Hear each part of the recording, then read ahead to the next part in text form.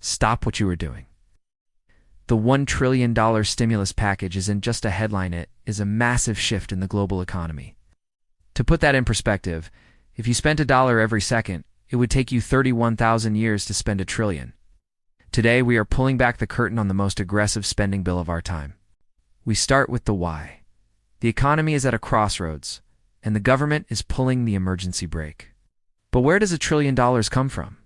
It's not sitting in a vault. It's being injected into the system. This section covers the massive scale of this bill, the political battle that led to its passing, and the immediate impact on the stock market. We're seeing a flood of liquidity that could either save the market or send it into a tailspin. Stay tuned, because next, we're re-looking at exactly how much of this mountain of cash is actually going into your pocket. Now, let's talk about you. The bill promises direct payments, enhanced unemployment benefits, and small business loans. But reading the fine print is crucial. We'll break down the eligibility requirements, the payment timelines, and how this directly affects your personal finances. For some, it's a lifeline. For others, it's a small drop in a very large bucket. But for everyone, it's a critical piece of the economic puzzle we're all trying to solve. The question isn't just about receiving the money, it's about what you do with it. Will you spend it, save it, or invest it? Each choice sends ripples through the entire system. So what's the long-term game? This unprecedented spending has massive implications for inflation, the national debt, and the value of the dollar. We'll explore expert predictions and analyze the potential scenarios. Will this lead to a new era of economic prosperity, or are we just kicking the can down a much longer road? The moves being made today will define our financial landscape for decades. As we witness this historic moment, understanding the forces at play is more important than ever. Now for the question on everyone's mind, where is my check? It's a big topic, and rightly so. The government has set aside a massive slice of its latest relief package for direct payments to people just like you. But things are a little different this time around, so let's clear up the confusion. First, let's talk numbers.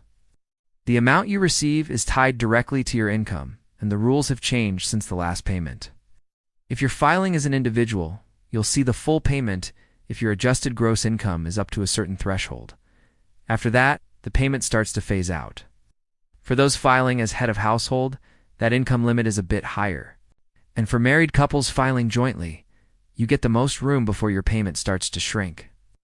We've got a chart on screen to show you exactly where you fall. Now, one of the biggest and best changes this time around is who counts as a dependent. Previously, payments were mostly limited to children under 17, but now the definition has expanded. This means adult dependents, like college students or elderly relatives you care for, could finally qualify, adding to your household's total payment. This is a huge win for many families who have been waiting for this kind of support. It's important to check your most recent tax filing to see who you've listed as a dependent. So, the million-dollar question, or rather the several $100 question is, when will the money actually arrive? Well, it all depends on how the IRS has your information. If you've set up direct deposit for your tax refunds in the past, you're in luck. You are in the first wave, and you should see the money hit your bank account very soon, if it hasn't already. The IRS has a Get My Payment tool on their website where you can track the status. However, if you're waiting on a physical paper check or a prepaid debit card in the mail, you'll need a little more patience. These are being sent out in batches, and it could take several weeks or even longer for yours to arrive. The best thing you can do is visit the IRS website and make sure all your information, especially your address and bank details, is up to date. This simple step can prevent major delays. It's great that this relief is on the way, but it's also important to see the bigger picture. In our next segment, we're going to pull back the curtain and look at the dark side of this bill. The billions of dollars allocated to large corporations. While everyday people are waiting for their checks, what does that mean for the economy and for you? Stick around, because you'll want to hear this. Thanks for watching. And don't forget to subscribe for more updates. They tell you it's a rescue plan, a lifeline, stimulus to keep the economy afloat. See the headlines, the news alerts about a $1 trillion package. Maybe you even got a check, a direct deposit that felt like a breath of fresh air. $1,200, $2,000. It feels significant, right? But while your attention is focused on that small immediate relief, a much larger story is unfolding behind the closed doors of corporate boardrooms and on the tarmacs of private jet terminals. This isn't just about helping out the little guy. This is the other side of the stimulus, the side they don't feature in the primetime announcements. We're talking about a corporate bailout. Billions, not millions, but billions of dollars are being funneled to some of the largest corporations in the world.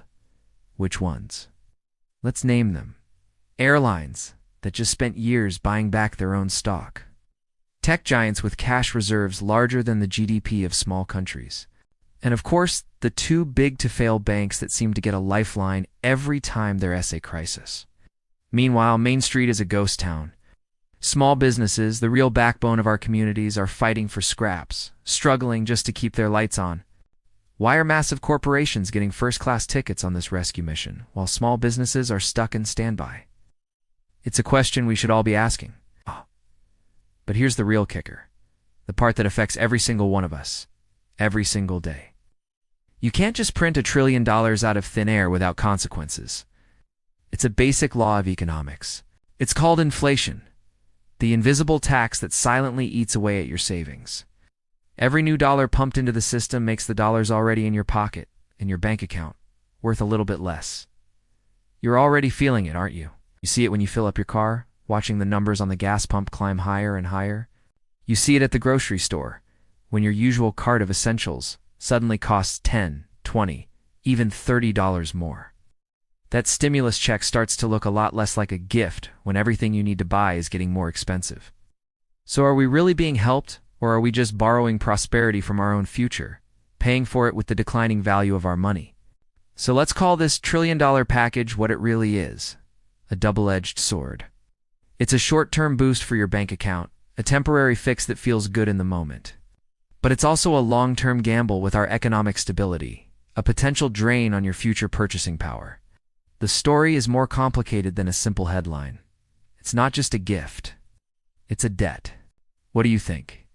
Is this a necessary evil to prevent a total collapse, or is it a recipe for a future disaster that will hit working families the hardest? Let me know your thoughts in the comments below. If you want to keep digging deeper into the stories that matter, make sure you subscribe for our next update. Thanks for watching.